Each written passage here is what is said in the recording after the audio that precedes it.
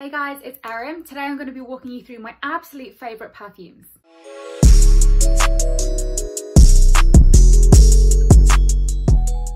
Okay, so structure of this video, I'm going to speak to you all about my perfume journey, my favourite perfumes, there's 6 of them and why, and then the story behind each one. So get yourself a cup of tea, get yourself a snack, and get yourself your favourite perfume so you can pretend like you're smelling them with me and let's chat.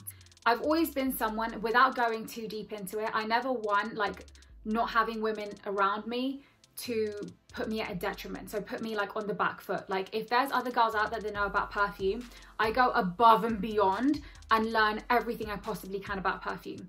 And I remember I first fell in love with it and I just used to buy it from like, whenever I go to my family in America, I would just buy like these crappy ones from TJ Maxx, like Eau de Toilette and stuff like that. And then I went to Space NK and they invited me for a gifting opportunity and I could literally get anything I want. And if you're not from the UK, it's basically like Sephora. And then they took me to the perfume section and I was just like, I had no idea what I was looking at.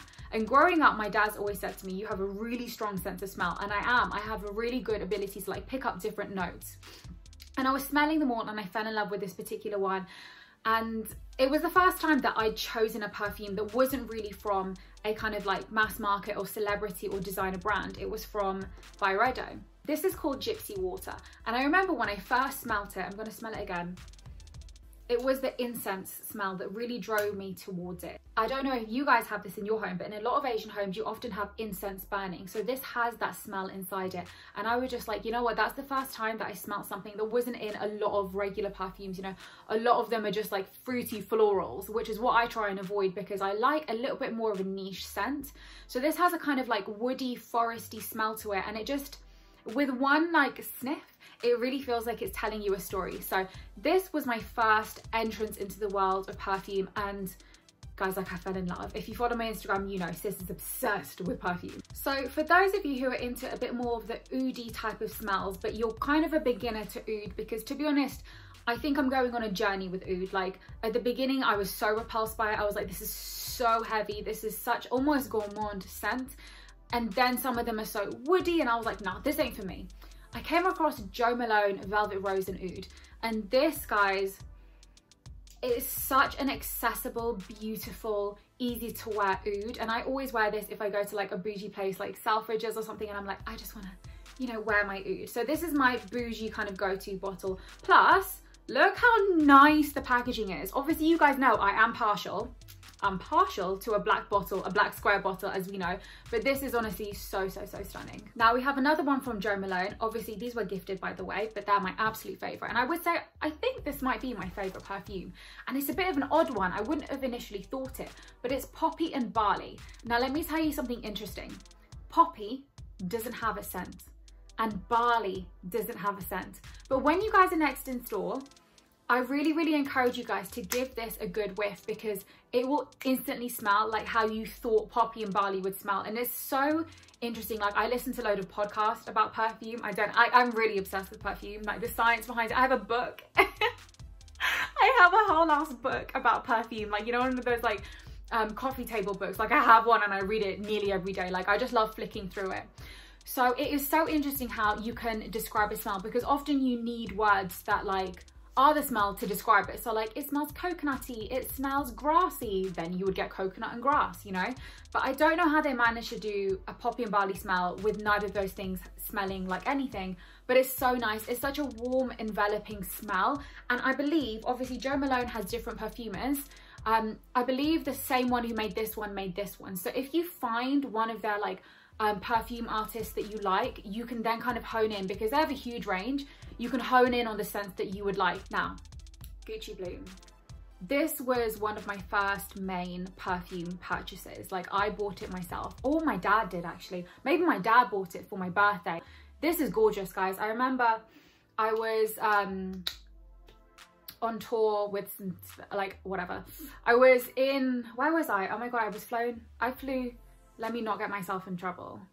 I was with my friend Joanna in Sweden, and then we had gone on tour and one of the girls that was with us was wearing this perfume. And I just remember just like after the concert, we went to the club and I was walking behind her and she was our friend and I was just like, girl, like you smell so good. And that was my first instant of just falling in love with a perfume from the sheer, just like, the way it just like, oh my God, I actually can't even describe it. It just felt so unique to me, but so feminine and classy.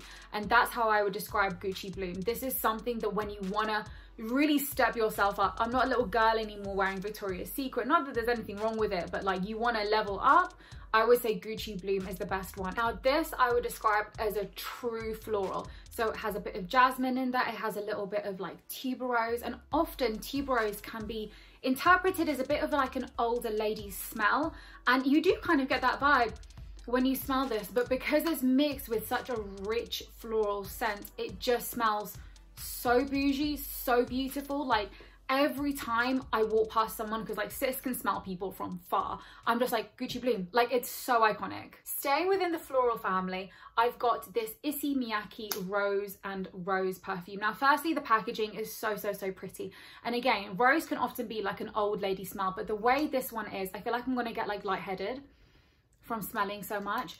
It has, again, like a little bit of a fruity undertone, which makes it quite like yummy, like you want to eat it.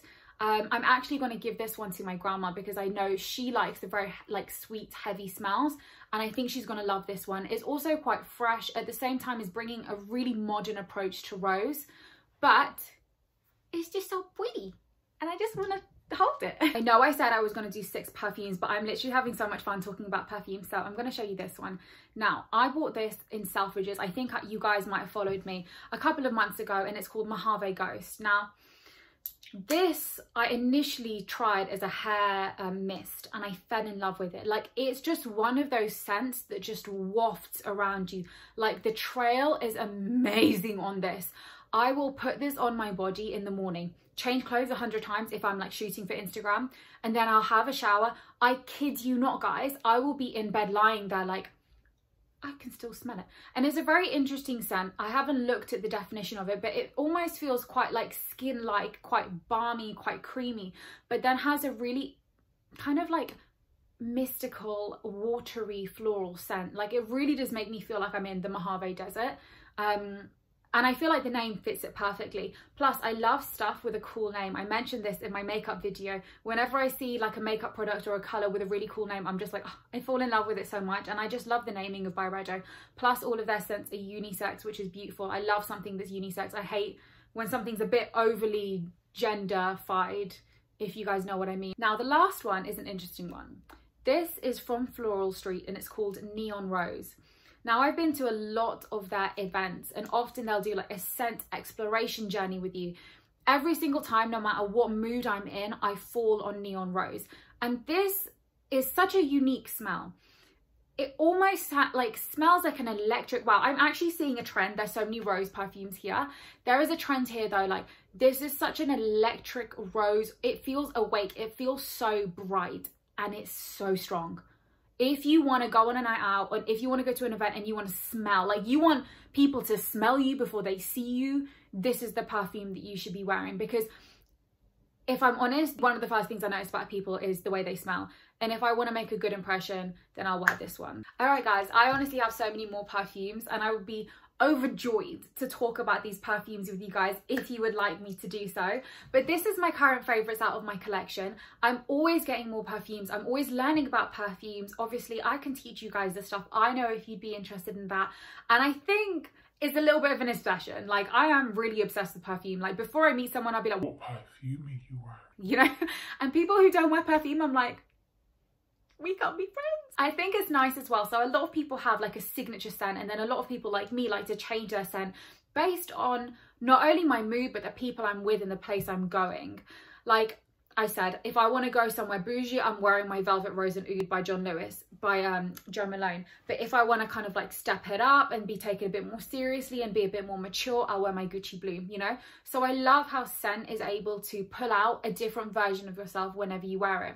I'm also a big fan of wearing perfume at night, and the reason for this is because, especially when I get a new scent, I like to layer it on me at nighttime, because at night you're in your own bed and there's no other conflicting smells, right? Because you're so used to the smells of your pillow and your like pajamas and stuff like that. So you really get to experience that scent, and because you're not moving, you get to see the timeline of that scent, because the scent that starts when you first spray it to when it dries down to a couple of hours later is very, very different. So you get to kind of really just like immerse yourself in that scent journey. I'm going too far with this. I like perfume at nighttime. I'm sure it's not good for your skin, but you know what? I do it anyway. Okay guys, I'm done. I think that was like one of my favorite videos to film. Thanks for kind of just, you know, humoring me whilst I talk about random stuff that you guys probably don't care about. But anyway, I love you all so much. Just remember, it's a super lonely time right now. I completely appreciate that. Even if you're in a household full of people, it is so easy to feel alone. And just remember that I am here. I am your friend. I said this in my very first video and I'm saying it to you guys now. That's never going to change. If someone ever asks you, do you have friends? Be like, yeah, Erin, we talk about perfume. But listen, I love you guys. Like, comment, subscribe, all of that stuff is so helpful. And just have a good day. And virtual hug, here we go. You knew it was coming. Oh my God, I just sat on all my perfumes. I saved them, they're alive. And I love you guys so much. Mwah.